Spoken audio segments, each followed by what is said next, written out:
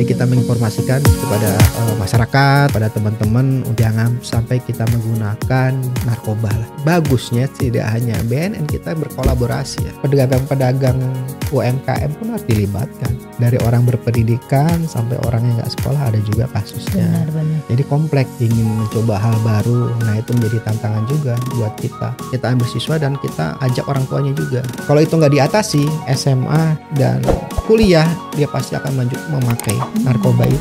Penyalahgunaan obat-obatan selain narkotika misalnya apa? Obat flu gitu? Ada obat-obat.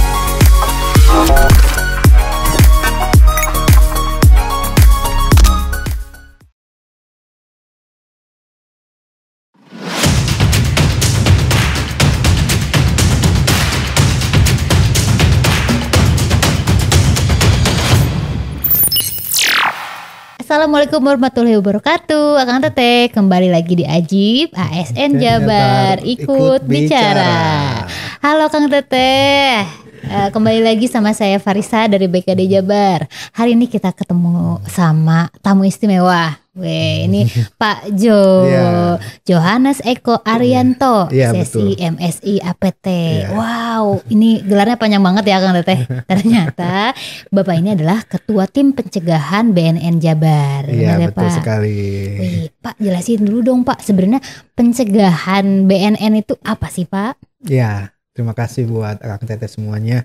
Jadi di BNN Provinsi Jawa Barat ini ada beberapa bidang, ada beberapa tim. Nah, di situ ada bidang pencegahan, ada bidang pemberdayaan masyarakat, ada bidang rehabilitasi, dan ada bidang pemberantasan. Nah, untuk pencegahan sendiri kita ada di zona hijau. Nah, zona hijau ini artinya kita melakukan edukasi, kita melakukan informasi, kita melakukan ya seperti inilah. Ini bagian dari pencegahan ini. Jadi kita menginformasikan kepada masyarakat, kepada teman-teman untuk jangan sampai kita coba-coba, jangan sampai kita menggunakan narkoba lah, seperti itu.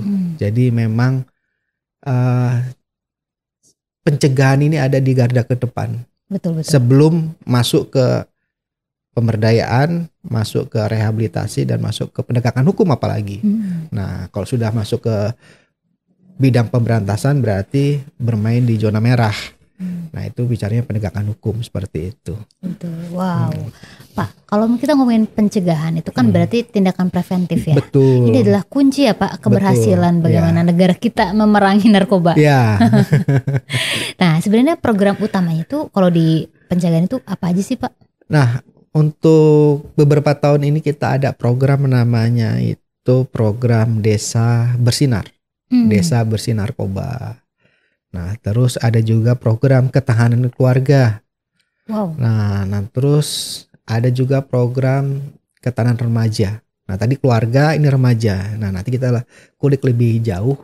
Jadi ada beberapa program kita lakukan. Nah, untuk tahun kemarin kita fokus ke Kabupaten Purwakarta dan Pangandaran. Kita melakukan pembentukan desa bersinar narkoba. Kenapa di Purwakarta dan Pangandaran? Memang kita lihat harusnya tidak hanya 2 desa, tetapi kedepannya kita semua desa. Nah, termasuk tahun ini nanti kita melakukan program di desa-desa lainnya seperti itu. Nah, di Pangandaran yaitu daerah pesisir.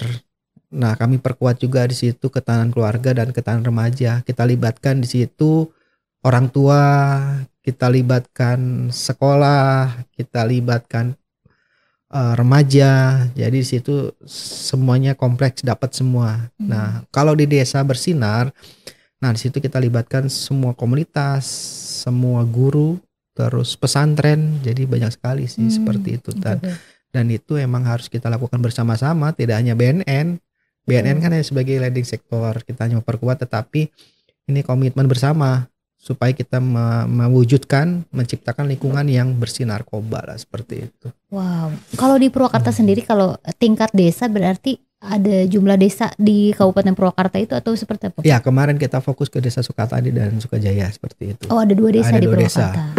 Menjadi pilot project seperti itu. Dan kita berharap tahun ini pun kita tidak kita tinggal, tetapi kita perkuat kembali lah seperti itu, desa-desa seperti itu. Dan kita lihat di Jawa Barat kan banyak desa. Betul, banyak banget. Nggak cukup selesai 1 tahun saya rasakan seperti itu. Iya, wow. Dan setiap desa itu ada programnya gitu, ada apaan? Korupsi, kemarin ada sadar hukum. Betul. Ternyata peradaban di desa itu jadi banyak programnya. Banyak ya, programnya dan bagusnya tidak hanya BNN, kita berkolaborasi ya. BKBN ada desa KB kan seperti itu kan. Teman-teman kepolisian ada desa tangguh. Terus ada desa wisata kan seperti itu.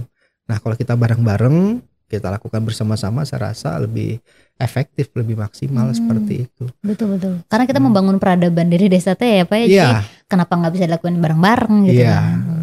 Seperti itulah. Wow.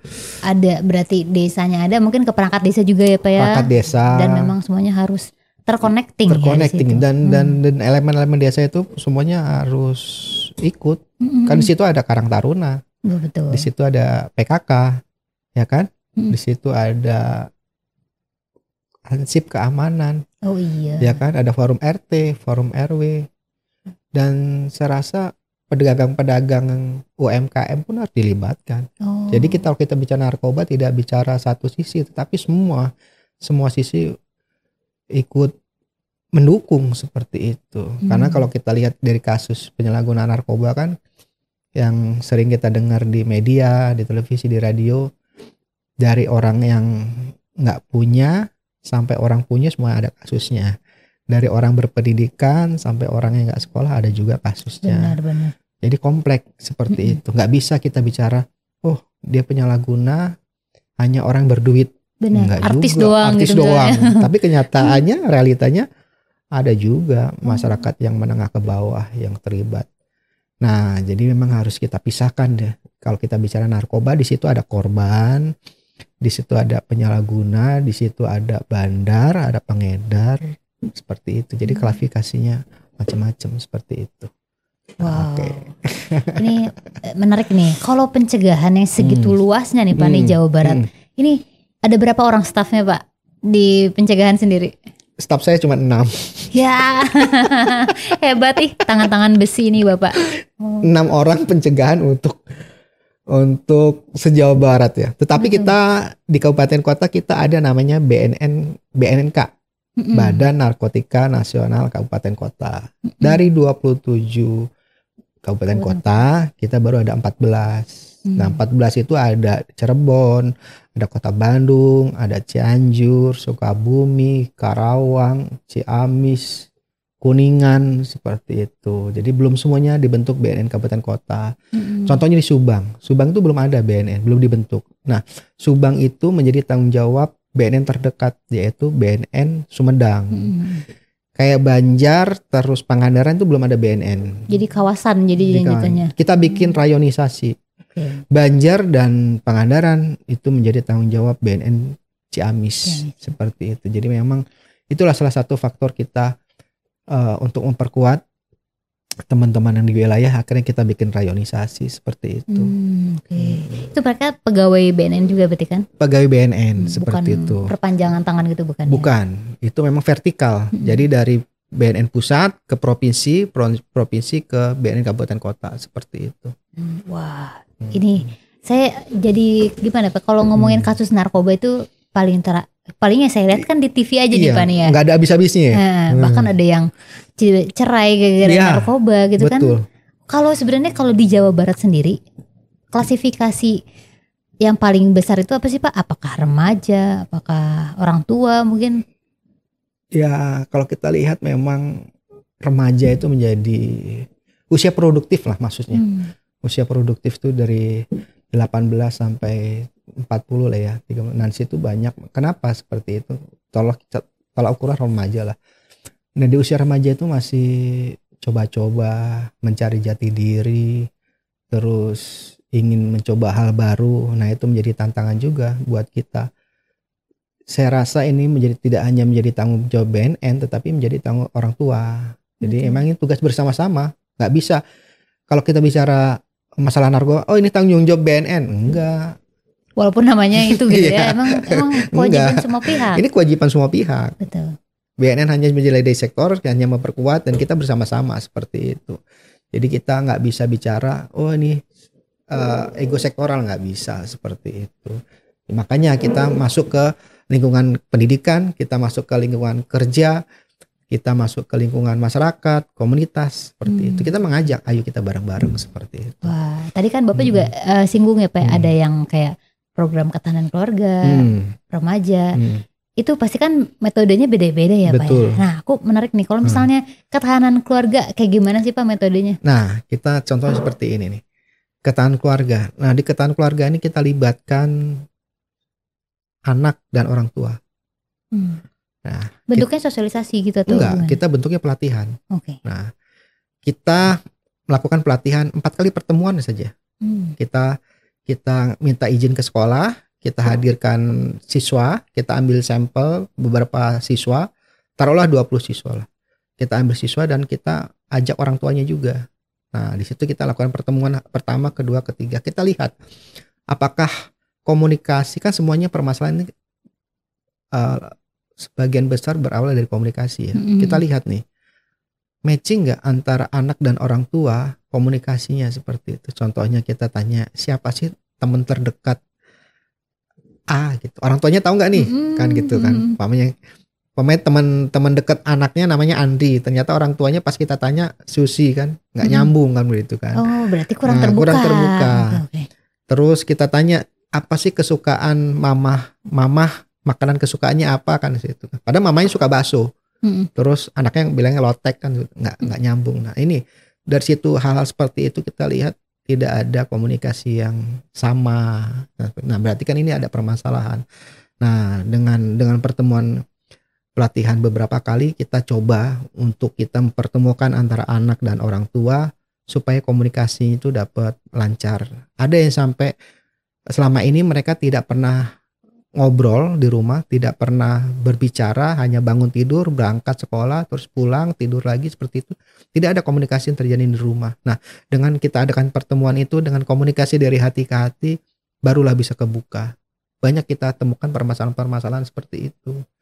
Nah, kita mereka sampai nangis, ada juga seperti itu. Orang tuanya nangis, anaknya nangis, ada juga. Dan kita libatkan tidak hanya BNN, kita libatkan teman-teman praktisi yang memang ahli di bidang, ada psikolog, ada dokter, ada ahli kejiwaan, terus ada motivasi seperti itu.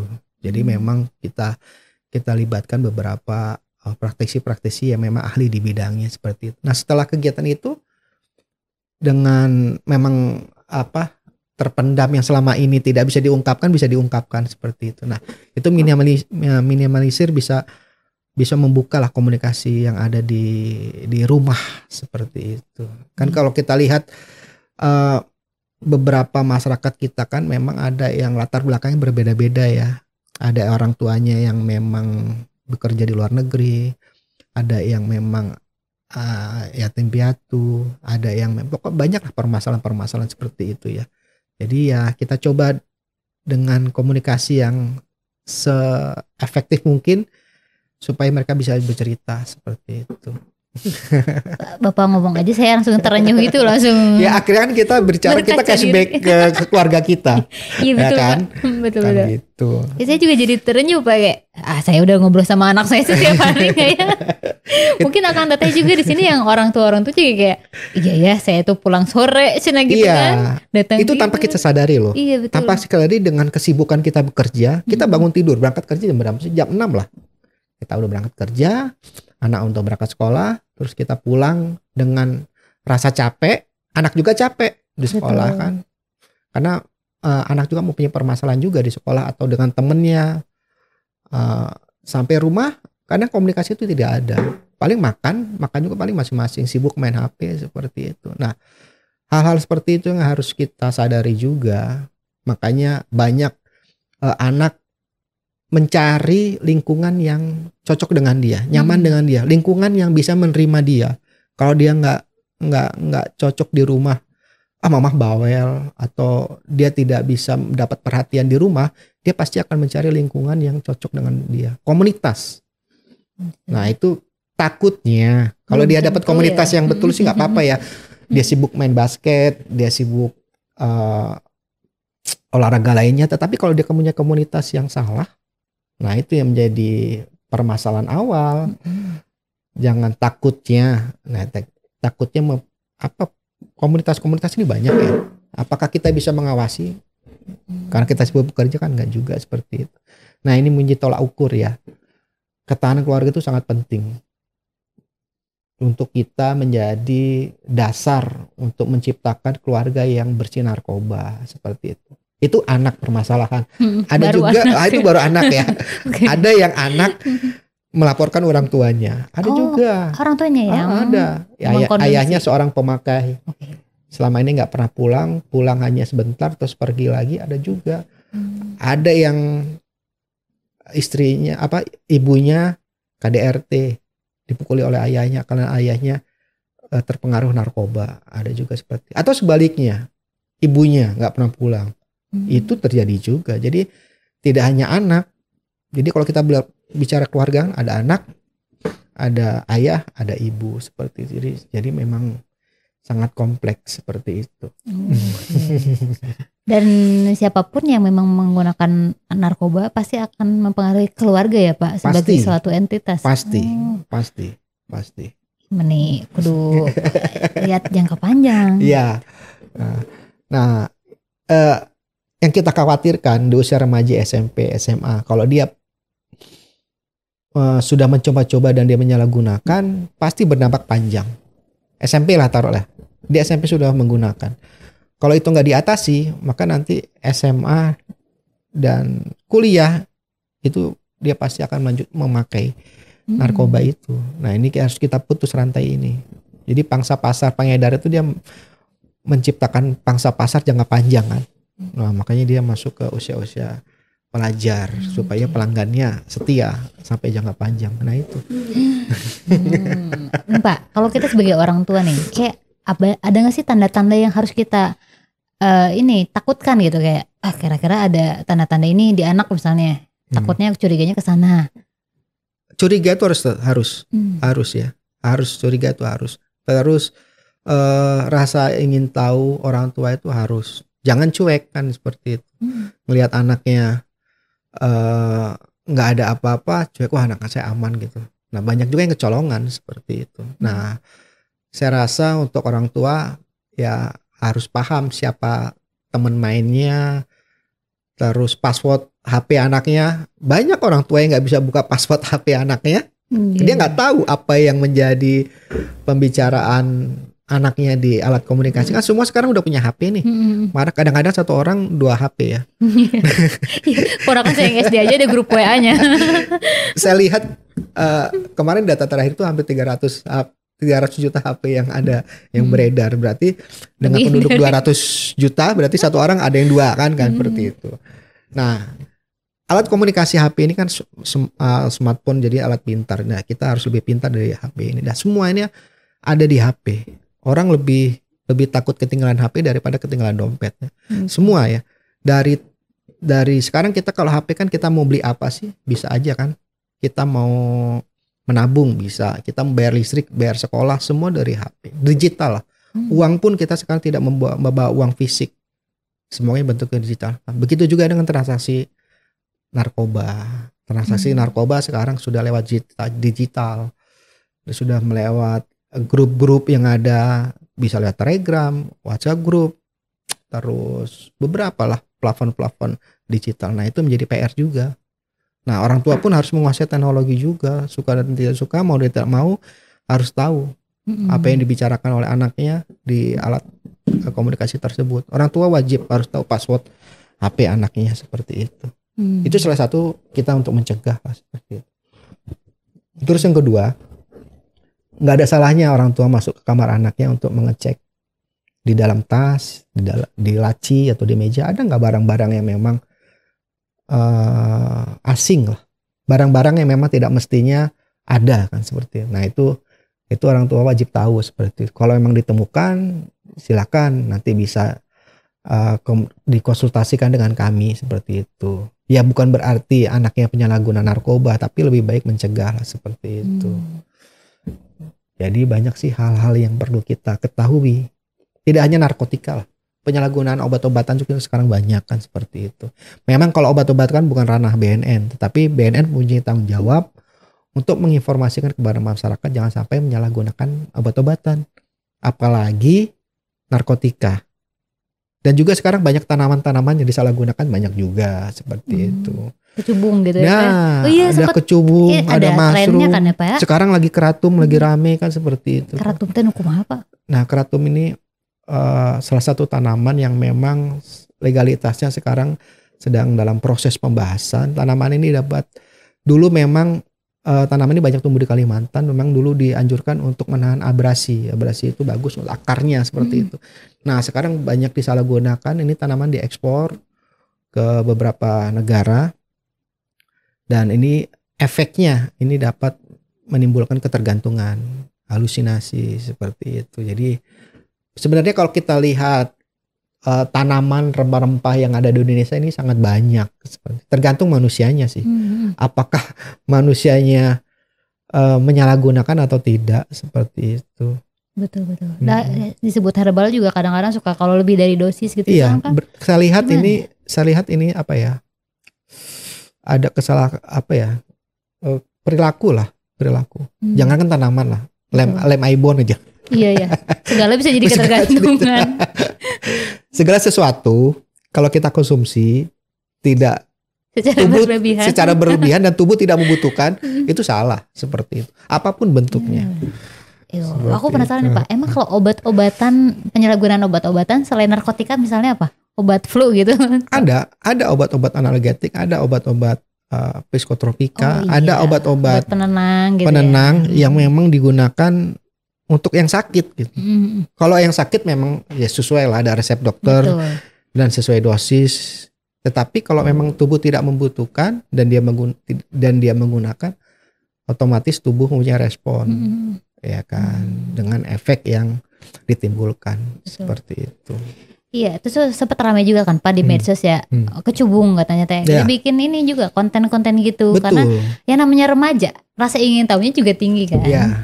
Jadi begitu lihat konten gitu pada lucu-lucu gitu ya, kayak melakukan hal-hal aneh dan diketahui sama temennya. Itulah perkembangan media sosial saat ini. Semua orang secara sadar dan semua orang mengupload semua untuk mendapatkan viewer, untuk mendapatkan penonton, apapun dibuat konten seperti itu. Nah, yang menjadi permasalahan, yang menonton di medsos ini kan semua usia, dari yang terpelajar sampai yang memang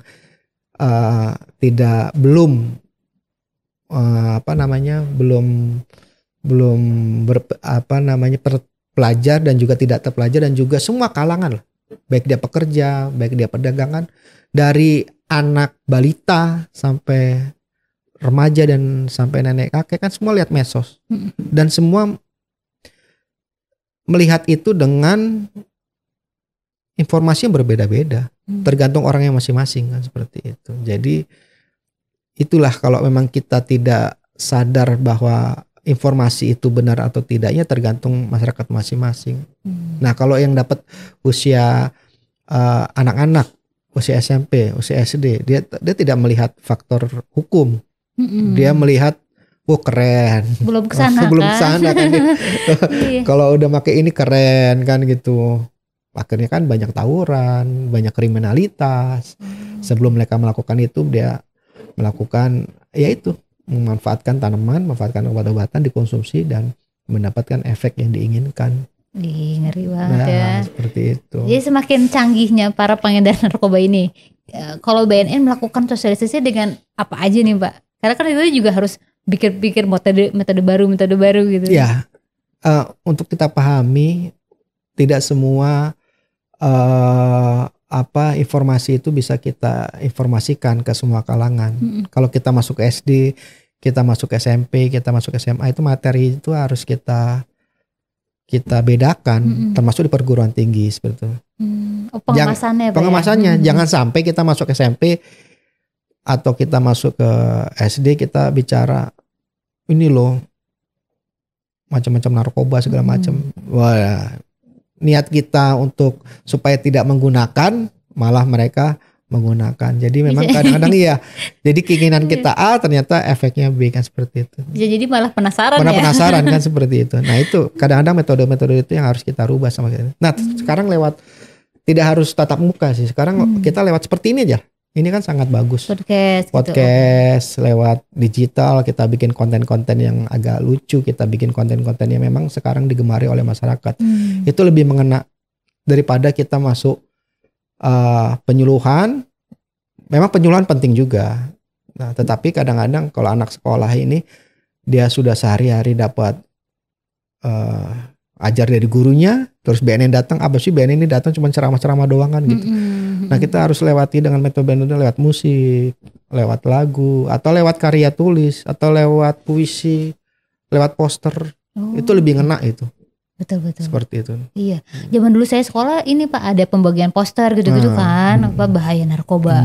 Gitu. Lebih ngena itu. Jadi sesuai dengan minatnya masing-masing. Seperti nggak bisa kita paksakan semua harus sama, nggak bisa seperti itu. Karena soalnya kalau BNN itu udah ini Pak populer gitu di kalangan medsos. Dikit-dikit kalau ada yang live sampai jam 3 pagi, halo BNN katanya.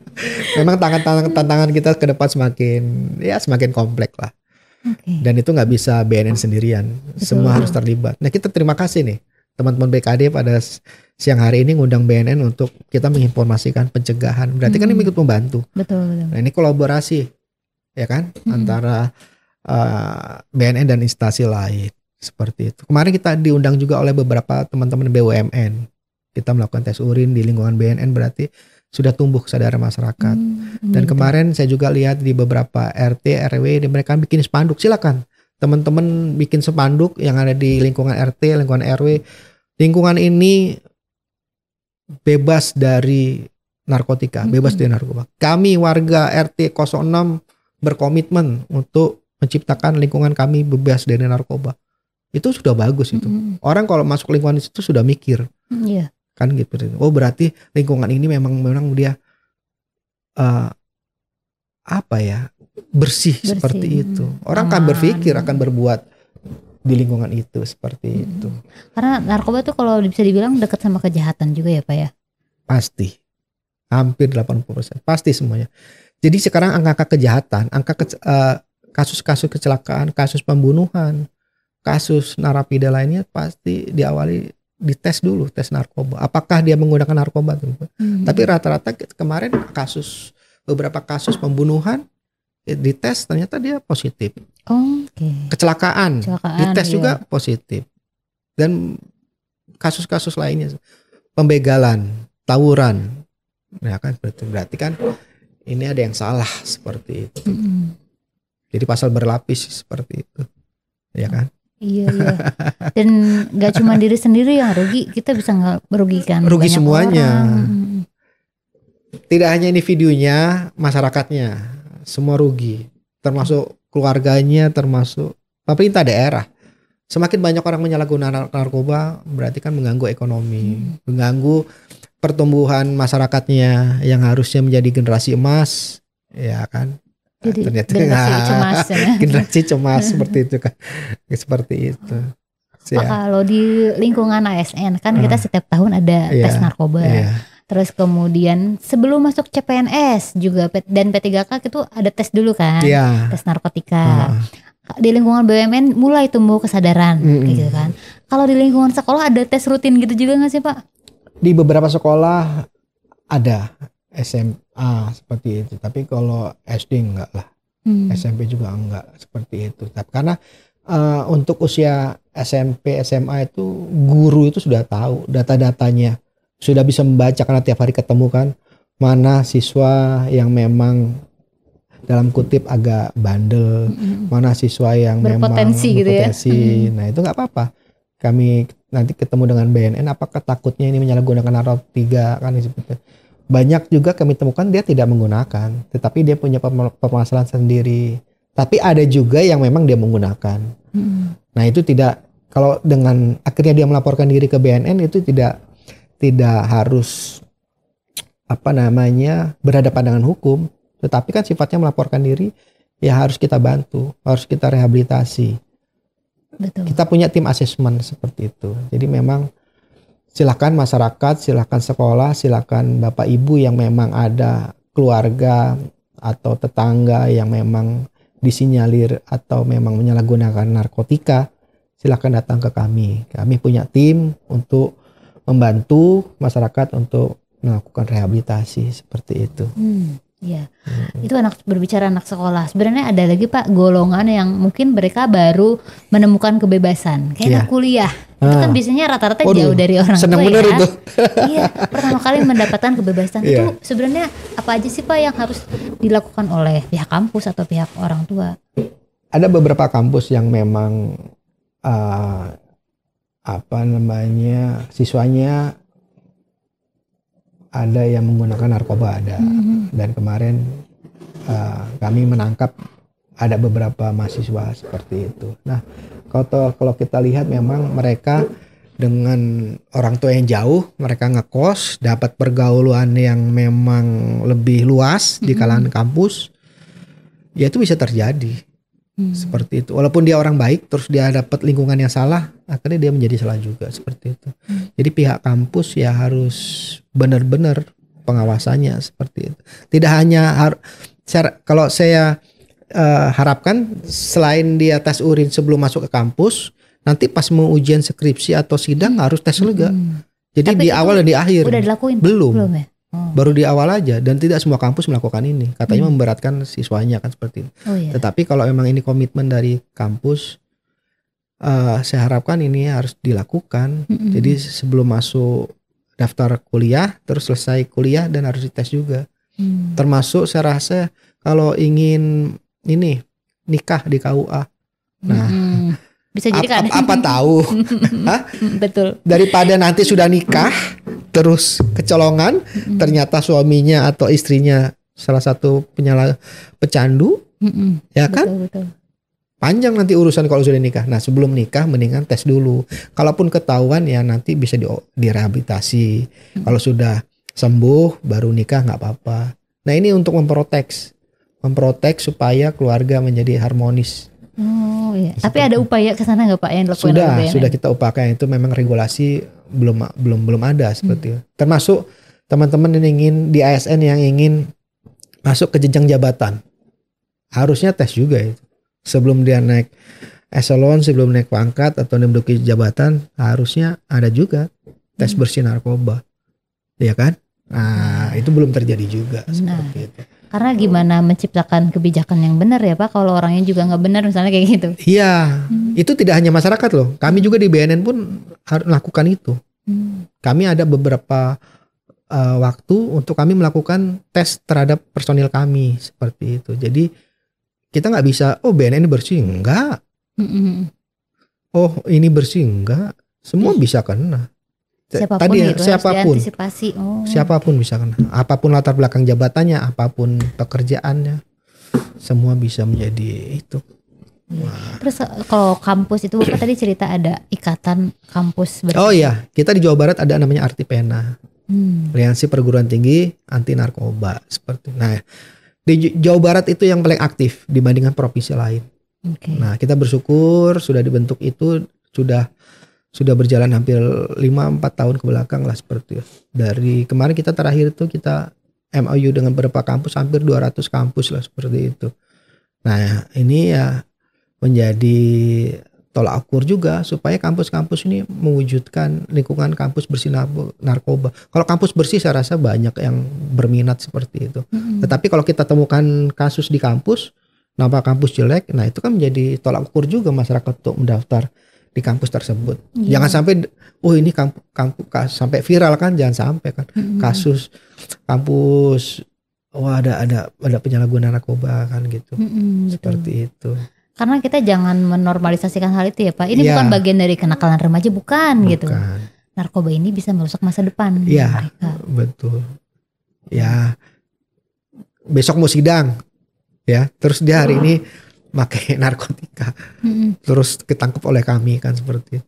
Ya kan otomatis kan bicaranya hukum kan begitu. Dia nggak bisa sidang, dia nggak bisa lulus kan seperti itu. Banyak kasus-kasus seperti itu. kegiatan AKPENA apa Artipena. Artipena. Iya. Itu kegiatannya apa aja sih Pak kalau di kampus? Nah, tentunya kemarin beberapa kegiatan sudah dilakukan oleh teman-teman Unpas, teman-teman kampus lainnya, yang mereka melakukan sosialisasi mewujudkan kampus bersinar. Jadi mahasiswa baru kita kasih pembekalan. Kan kalau kampus itu kan dari semua wilayah kan ada. Dari semua daerah ngumpul jadi satu. Betul. Dengan membawa karakter masing-masing, dengan membawa pemikiran masing-masing.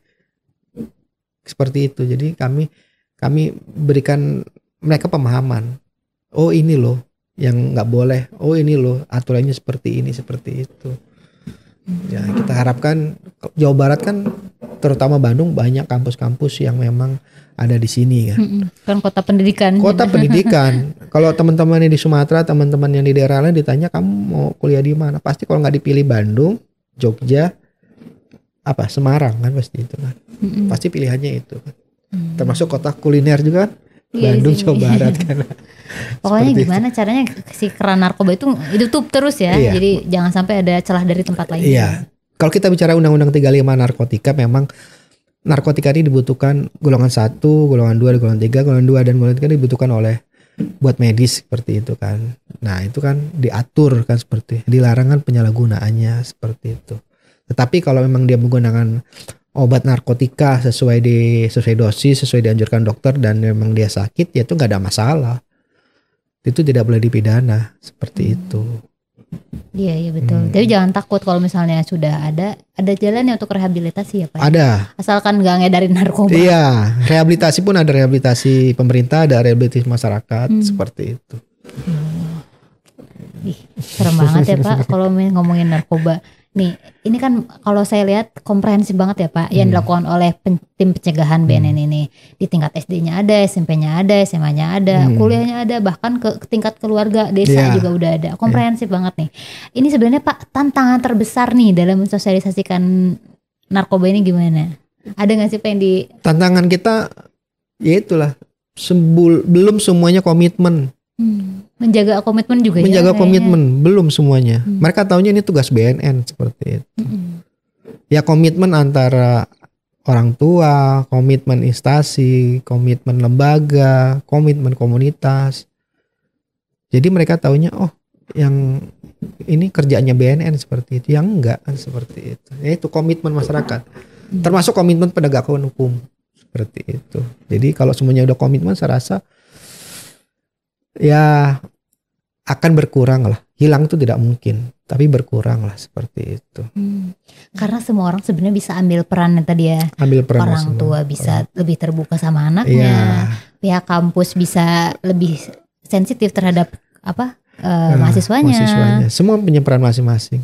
Teman-teman yang di podcast kan punya peran nih untuk mensosialisasikan kan. Teman-teman yang ada di di instansi lain yang memang bergerak dalam bidang seni, olahraga, dalam bidang-bidang lainnya mempunyai peran masing-masing. Jadi kita dengan peran masing-masing kita mewujudkan lingkungan bersih narkoba. Termasuk komunitas-komunitas ya, komunitas motor. Oh, ada juga. Ada komunitas seni, komunitas semua. Kan banyak kan komunitas itu kan. Nah itu punya peran juga masing-masing seperti itu. Selama ini sosialisasi ke komunitas ada juga Pak? Ada juga. Oh, yang udah dilakuin kemana aja tuh? Oh banyak ya. Motor, kami pernah melakukan roadshow, terus komunitas futsal, lomba kan, komunitas seni. Jadi banyak sih kalau di Bandung ini komunitas ya. Jadi memang komunitas ini mempunyai peran sangat penting juga, karena di situ tempat berkumpulnya masyarakat, tempat berkumpulnya anak-anak dengan tujuan dan visi misi yang sama ya, seperti itu. Kalau kita bisa efektifkan itu dan kita bisa masuk terus ke situ, sangat efektif seperti itu. Itu metodenya gimana nih kalau ke komunitas? Karena kan mereka biasanya usianya juga beda-beda ya. Beda. Kayak kemarin lah komunitas seni lah, poster, yang mereka hobi poster. Kita melakukan lomba poster. Mereka bikin poster dengan mereka melukis dengan tema aja. keluarga saya bersih narkoba. Nah, mereka nanti akan dengan pemikiran, dengan konsep yang mereka buat masing-masing diutarakan di dalam gambar. Nah, itu sudah membantu. Musik, lomba, bikin lagu anti narkoba. Nah, itu sudah membantu mereka dengan kreativitas. Futsal, ya kan? Otomatis dengan dia olahraga terus dengan melihat edukasi yang ada di kita pasang itu mengingatkan seperti itu. Walaupun waktu-waktu dia bisa menggunakan lagi itu bisa saja. Makanya kalau kita bicara pencegahan itu tidak bisa sehari 2 hari, harus terus menerus mengingatkan seperti itu. Wow, ternyata metodenya banyak banget ya. Banyak yang dilakukan oleh BNN dan itu kreatif banget, Pak. Iya. Seperti itu. Pak, kalau misalnya ada ini Pak, kan tadi udah nih anak sekolah udah. Terus kalau di tempat kerja nih, ada nggak sih Pak program kerjasama dengan perusahaan gitu untuk tempat kerja? Ada beberapa pabrik, di beberapa BUMN dan di beberapa perusahaan mereka melakukan kegiatan sosialisasi juga. Mereka melakukan kegiatan tes urin juga. Nah, mereka menyediakan alat tes urin, terus pemeriksaan teknisnya dari BNN, dan dicek semua pegawainya. Ada nggak pegawai yang memang positif nggak seperti itu. Nah, walaupun nanti ada yang positif juga, karena itu permintaan dari teman-teman perusahaan, nanti hasilnya kami serahkan ke perusahaan sebagai pengambil kebijakan seperti itu. Ada juga yang positif, kita lihat ternyata dia tidak menyalahgunakan narkotika, tetapi dia menggunakan obat. Oh, dia sedang sakit, dia positif, nggak apa-apa seperti itu. Minimal perusahaan mempunyai pencegahan dini lah seperti itu sebelum kita temukan penyalahgunaan narkoba di perusahaan itu. Banyak perusahaan-perusahaan yang memang tidak melakukan deteksi dini, ternyata itu merugikan perusahaan itu sendiri. Banyak juga seperti itu. Siapa tahu penggelapan dana ya Pak ya. Betul. Karena dia butuh duit untuk dia beli narkotika, akhirnya barang-barang perusahaan, barang-barang kantor yang menjadi ini. Jadi sebenarnya BNN sangat terbuka ya. Sangat terbuka. Akan adanya kerjasama seperti itu. Sangat Mari terbuka. Kita lakukan pencegahan narkoba. Pokoknya tutup semua keran, jangan kasih mereka tempat. Iya, gitu. Pak, kalau misalnya harapan BNN nih terhadap masyarakat dalam mendukung upaya pencegahan dan pemberantasan narkoba di Indonesia itu gimana Pak harapannya? Harapan kita ya berawal dari ketahanan keluarga lah. Kita nggak usah bicara yang secara besar gitu ya. Satu Indonesia. Wah, satu Indonesia capek kita kan. Kita bicara dari lingkungan kecil aja. Lingkungan kan kita bicara nasional Indonesia, kita bicara provinsi, kita bicara kecamatan, bicara lurah. Lingkungan terkecil negara kan ada di keluarga. Ya. Kita nggak usah bicara keluarga kamu, keluarga saya. Kita bicara keluarga kita aja lah. Ya.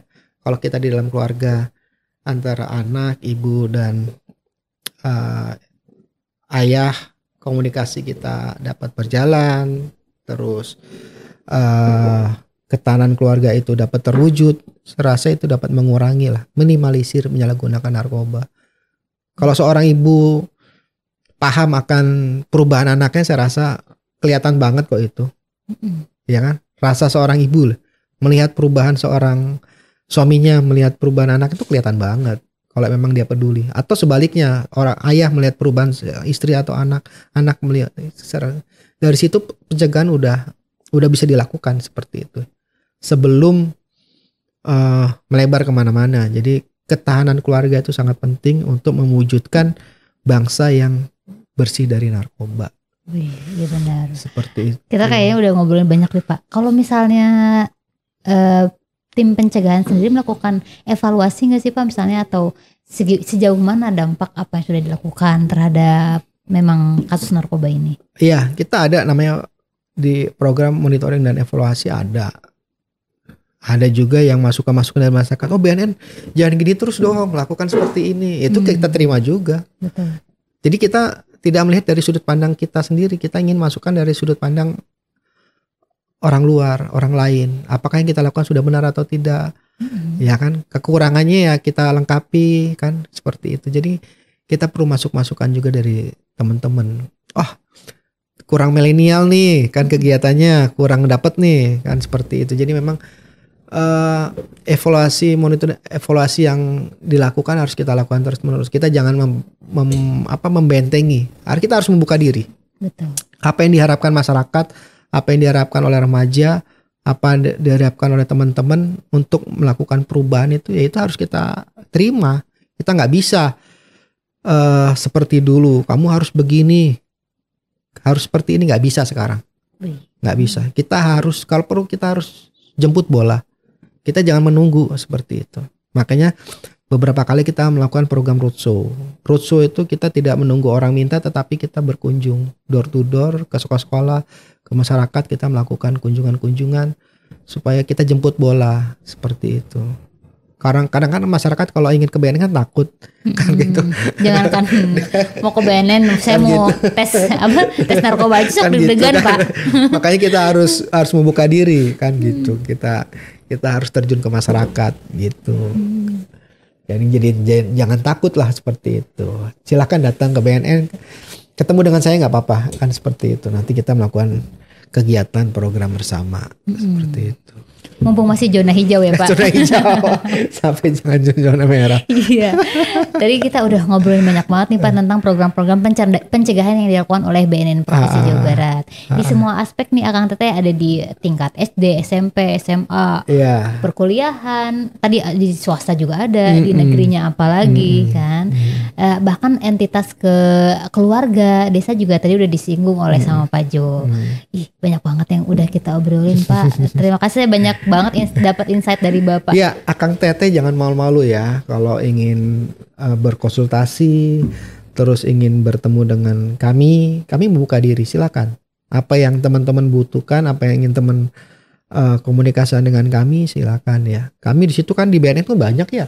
Ada ASN, ada teman-teman TNI, ada teman-teman Polri, ada dokter, ada perawat, ada psikolog.